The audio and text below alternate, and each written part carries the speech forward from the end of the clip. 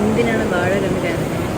ഞാനല്ലേ കണ്ടത്. പക്ഷേ ഭയങ്കര വെറൈറ്റി ആയിട്ടുള്ളൊരു പടം കേട്ടോ. സാധാരണ നമ്മൾ സിനിമകളിൽ കാണുന്നത് പാരൻസ് വഴക്ക് പറയുന്ന, ഒറ്റപ്പെടുത്തുന്ന, ഒന്നിനും കൊള്ളാത്തവനാണ്, അതിന് പകരം വാഴ വെച്ചാൽ മതിയല്ലോ എന്നൊക്കെ പറയുന്നവരുണ്ട്. പക്ഷേ ചങ്ക് പോലെ നിൽക്കുന്ന അപ്പന്മാരുടെയും മക്കളുടെയും ബോണ്ടിങ് ആണ് ഈ ഒരു മൂവിയിൽ കണ്ടത്.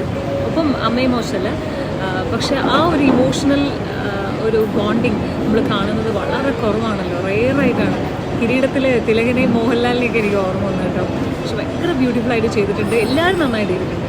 അച്ഛന്മാരുടെ റോൾസ് എല്ലാം കോട്ടയം നസീർക്ക് ആവട്ടെ, നമ്മുടെ അസീസൊക്കെ ആവട്ടെ, നോബി ചേട്ടനാവട്ടെ, നമ്മുടെ മറക്കാൻ പാടില്ല അരുൺ സോൾ, എല്ലാവരും നന്നായിട്ട് ചെയ്തിട്ടുണ്ട്.